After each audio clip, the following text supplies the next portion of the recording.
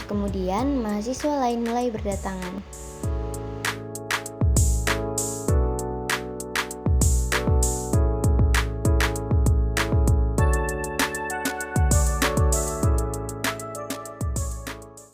Di dalam ruang kelas, mahasiswa sedang membahas persiapan seminar. Sri dan Andin mengecek dana yang sudah terkumpul. Uang yang terkumpul harusnya 5 juta. Kenapa di sini hanya 3.500.000? Ada yang tahu kemana uangnya? Kenapa yang kelompok apa sih? Uang iuran seminar. Kita harus jujur di sini. Kalau ada yang menggunakan uang ini, lebih baik segera mengaku sebelum kita mengambil tindakan lebih lanjut.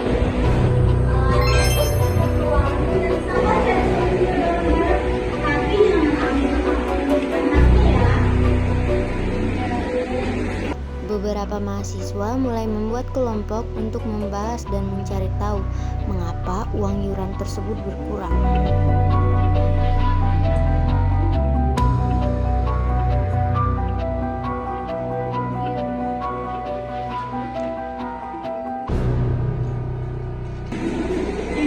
Coba kita periksa laporan keuangan Bu Sari.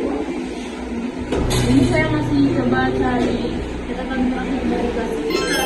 Mungkin ada yang terlewat dalam hitungan.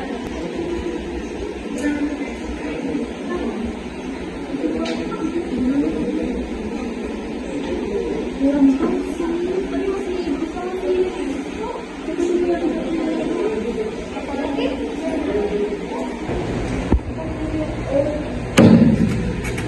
Mungkin ini juga jadi pelajaran buat kita bahwa hidup itu nggak perlu berlebihan.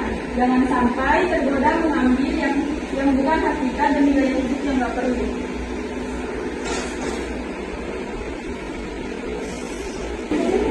Ya, maksud tadi kamu punya berita apa yang kamu sampaikan?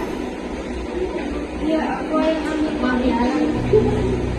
Aku benar-benar butuh buat bayar uang kos, tapi aku takut untuk bilang ke siapapun.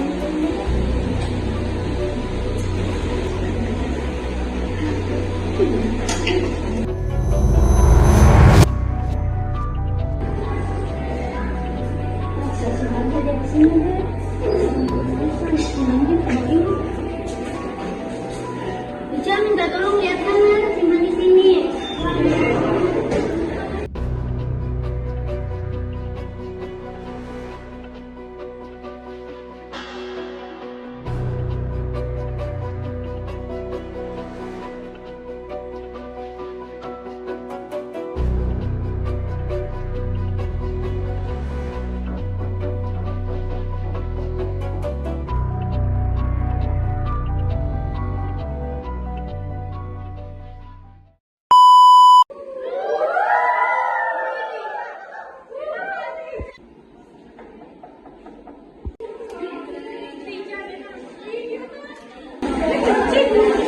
Ada apa ini ribut-ribut? Kedengaran lo di luar. Ini Pak, Ica menyalahgunakan uang iuran kelas kami. Ica, kami bisa mengerti kesulitan ini, tapi itu tetap bukan alasan untuk mengambil uang kata ini. Semua orang di sini punya kebutuhan dan itu harus adil. Ica, mengakui kesalahan itu adalah langkah yang baik, Ica. Tapi harus ada konsekuensinya. Kamu harus mengembalikan uang itu dengan waktu secepatnya dan tidak lagi mengelola keuangan kelas. Iya Pak. Setelah mengakui kesalahannya, Ayu menyesali perbuatannya dan bertekad untuk memperbaikinya. Sementara itu, teman-teman sekelas berdiskusi mencari solusi agar kejadian serupa tidak terulang lagi. Jadi teman-teman, mulai sekarang kita harus lebih transparan. Semua transaksi akan diposting di grup kelas, jadi tidak ada lagi yang dapat menyalahgunakan dana tanpa sepengetahuan kita. Dan kalau ada yang kesulitan, kita bisa dari dana sosial. Jadi kalau ada yang berbuat, kita bisa bantu secara resmi tanpa harus mengambil uang yang bukan hak kita. Setuju? Kita juga buat sistem laporan keuangan supaya tidak ada celah untuk salah penyerahan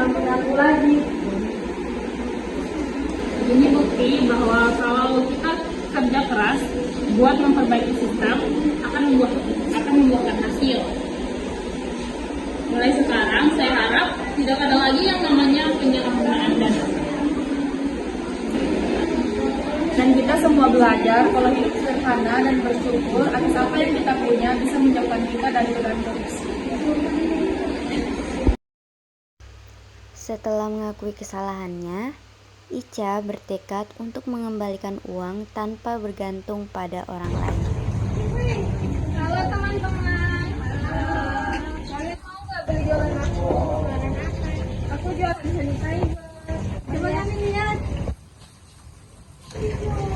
Harganya berapa sih? 12.000.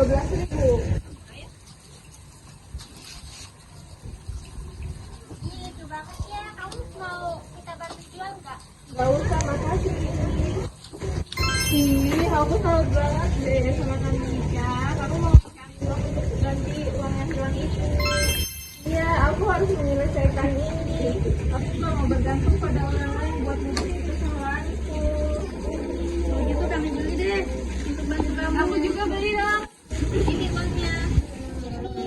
Makasih teman-teman. Sama-sama Ica, semangat ya. Semangat Ica, bagus Ica.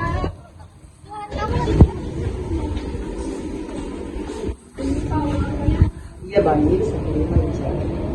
Iya Pak, saya belajar mandiri bukan soal tentang uang, tapi harus menerima konsekuensinya. Iya bagus Ica. Kemandirian adalah bagian dari integritas dan kamu sudah menerapkannya. Iya Pak. Korupsi bukan sekedar mengambil yang bukan hak kita, tetapi juga merusak kepercayaan, keadilan, dan masa depan. Sebuah bangsa yang besar dibangun dari individu yang menjunjung tinggi kejujuran, karena tanpa kejujuran, segalanya hanya akan berakhir dengan kecurangan. Kita harus memiliki kepedulian, saling mengingatkan, dan membantu mereka yang kesulitan agar tidak terjerumus dalam tindakan yang salah. Dengan kemandirian, kita belajar untuk tidak bergantung pada cara instan atau curang, melainkan berusaha dengan usaha sendiri. Kedisiplinan dalam setiap aspek kehidupan akan menuntun kita untuk selalu mengikuti aturan dan prosedur yang benar. Tanggung jawab adalah bukti bahwa kita siap menghadapi konsekuensi dari setiap keputusan yang kita ambil.